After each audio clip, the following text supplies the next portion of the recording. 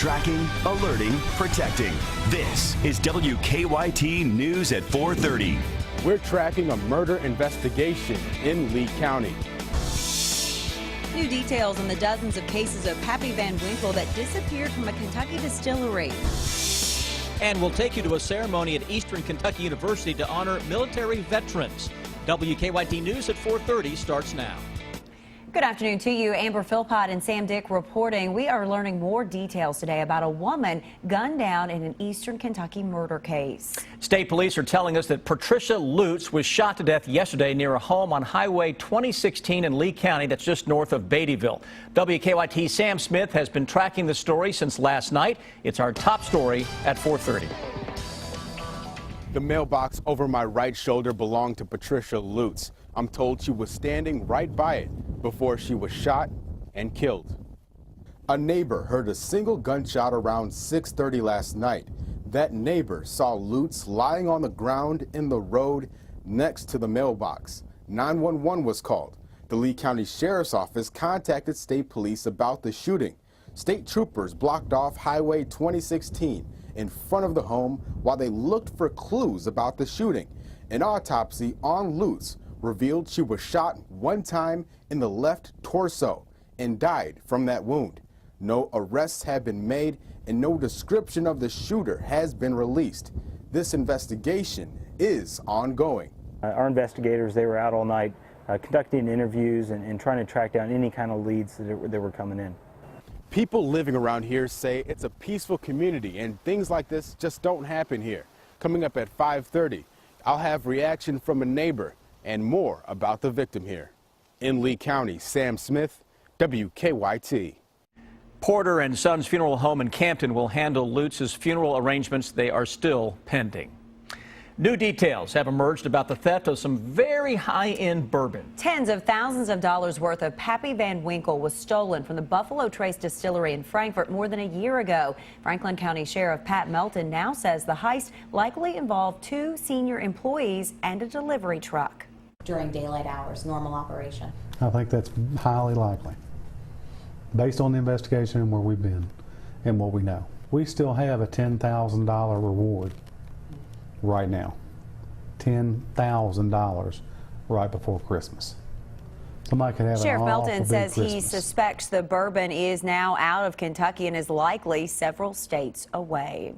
Well, it was another nice fall day here in the Bluegrass. We had sunny skies out there, mild temperatures. I think this is about it, isn't it? Some Arctic air and an Arctic blast from the Midwest heading this way with changes coming tonight. Rain and much colder temperatures. Chief Meteorologist Chris Bailey has been tracking this temperature drop really since last week. Yeah, it's been on our weather menu, if you will, Sam, for a while now. A little over a week we were saying a big Arctic blast would be on the way this week, and here we are. It is just off to our west. A 72 into Prestonsburg, into southeastern Kentucky.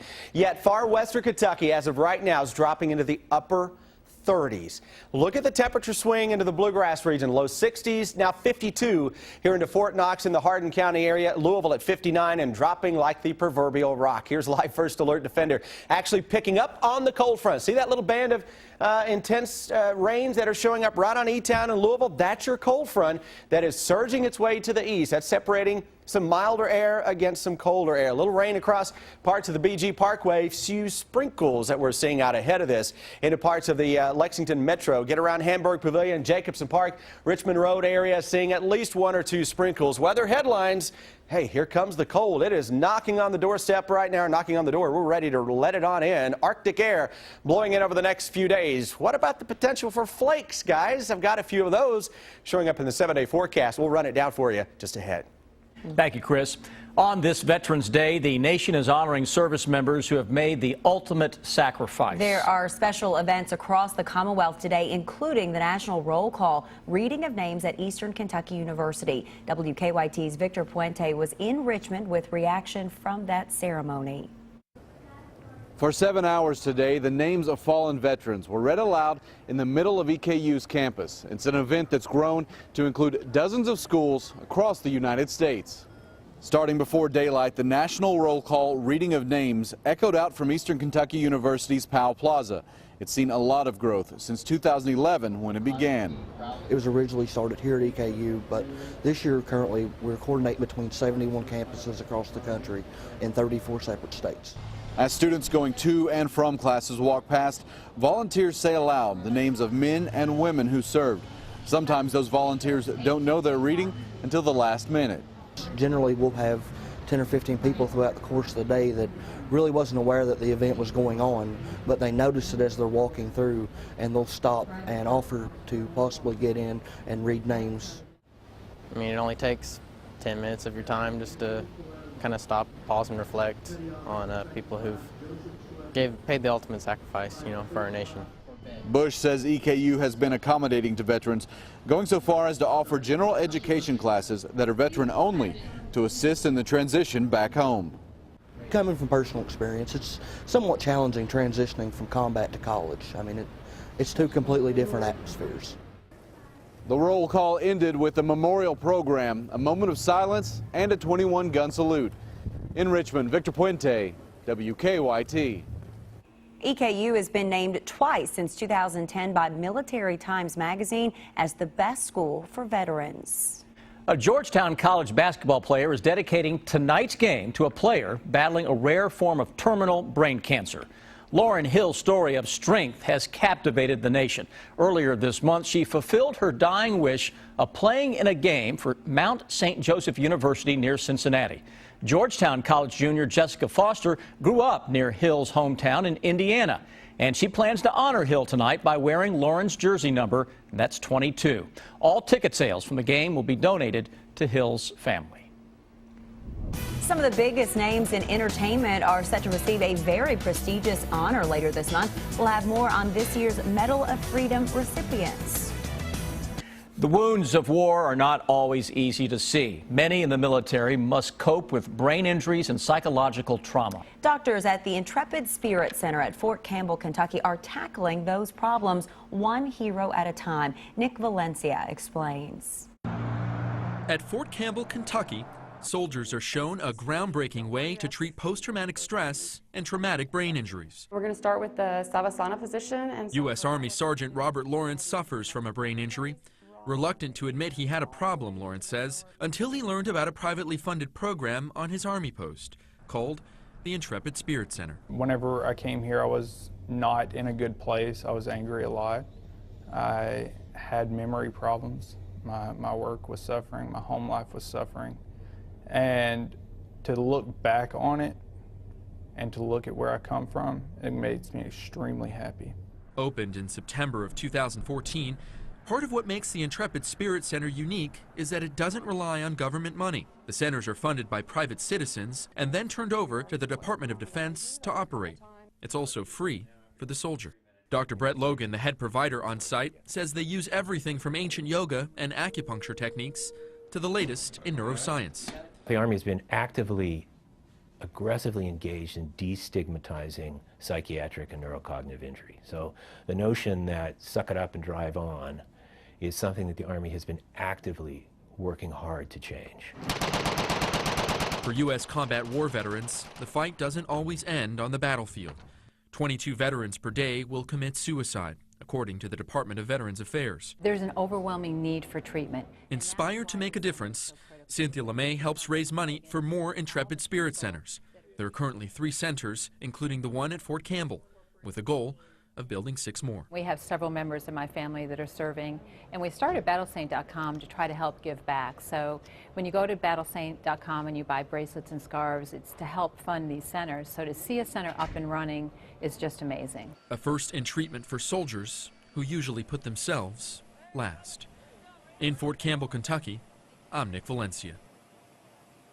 We honor that we, think that those guys have done, women too, have done so much for us, and then you see that there's not enough being done, but then something like that, what a beautiful facility. Right. We think of wounds, I think many of us, as being physical and not what has happened to them mentally or in their heart or soul. So what a great service to so many. Getting a lot of much needed help. Yeah. I'm Deanne Stevens, out and about at a very special Veterans Day program at Veterans Park Elementary today. We'll have more when we return here on WKYT.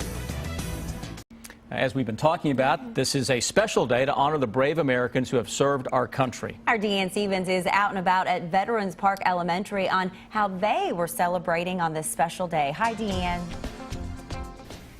Good afternoon, guys, on a very special day here at Veterans Park Elementary, where we are honoring veterans on this Veterans Day. It all makes sense, doesn't it? Amy McVeigh is with us, the principal here, and you guys have done this very special service for years. Tell us what you guys have been doing this afternoon.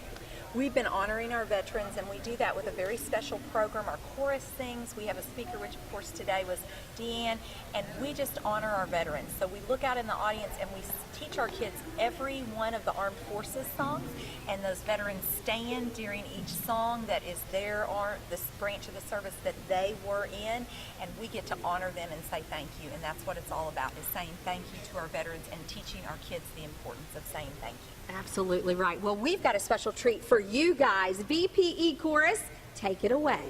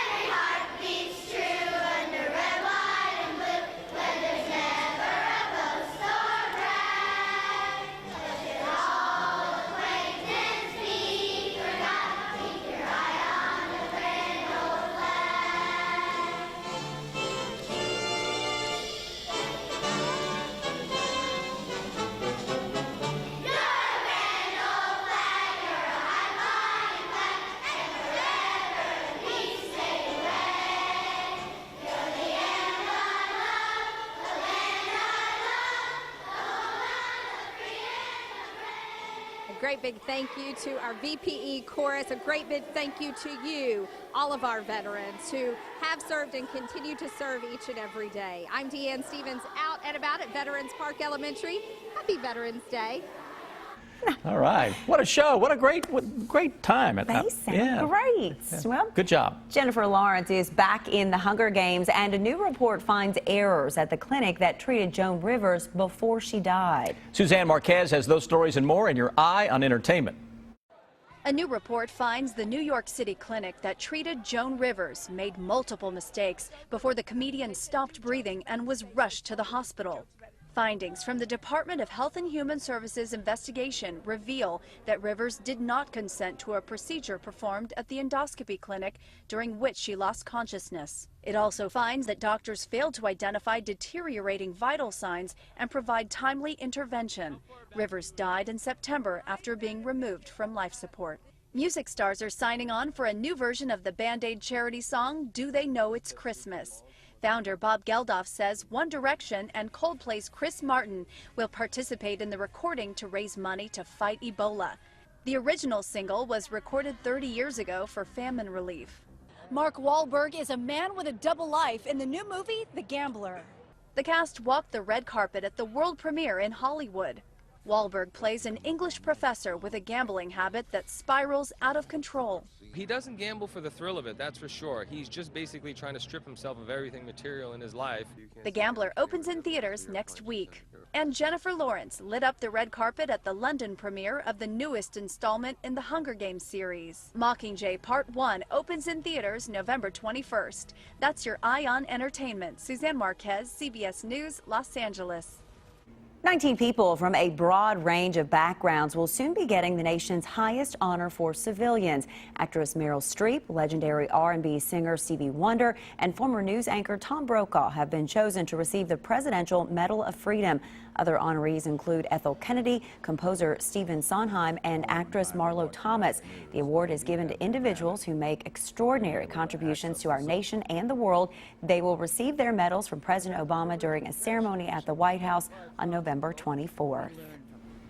A teenager still in high school is already becoming quite the entrepreneur. Find out what line of fashion he's created up next.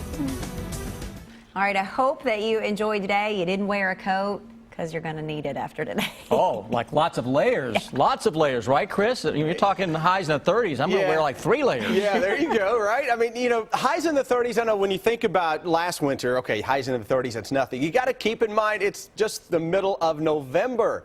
Normal highs are mid and upper 50s as of right now. We're going to be way, way colder than that. A little look across Kentucky right now.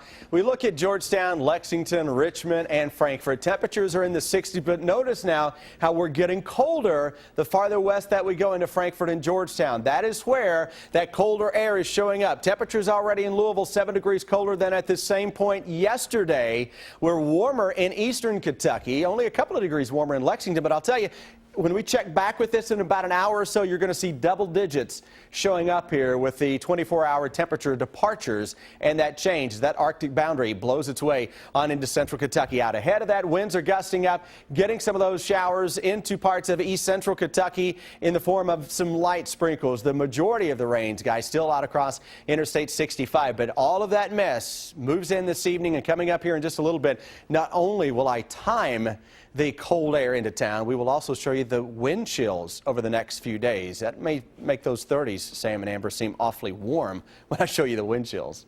Chris, a mess is what that is. What's to hear that? I know. Oh, my goodness. Anyway, shark swimmers and a sock entrepreneur. It is the video that will have you talking. Take a look at this. A close encounter with a hammerhead shark just off the California coast, all caught on camera. 4 men were spearfishing near Anacapa Island when they spotted this, an 8-foot-long hammerhead.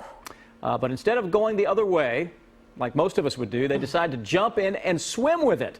They even put bait in the water to draw the shark closer. The hammerhead was aggressive and tried to bite at one point, but the fishermen were not hurt. How smart was that? Not smart at all. Thank A you. senior in high school has made a name for himself in the fashion world, and it's all by creating his own line of socks. Randy Gervais launched his fancy sock line called Checker Box about 2 months ago. He says he always has been into fashion, but his parents thought that he was nuts when he wanted to start his own business. The hard work paid off, however, the Waldorf Astoria hotel chain plans to sell his socks worldwide. I love stories like that. Crazy socks like yeah. that. So. I mean, well, anybody that's an entrepreneur that does something and at that age, great. Hope Good he's deal. a huge success. All right, stick with us. Here's what we're working on for you now at 5 o'clock.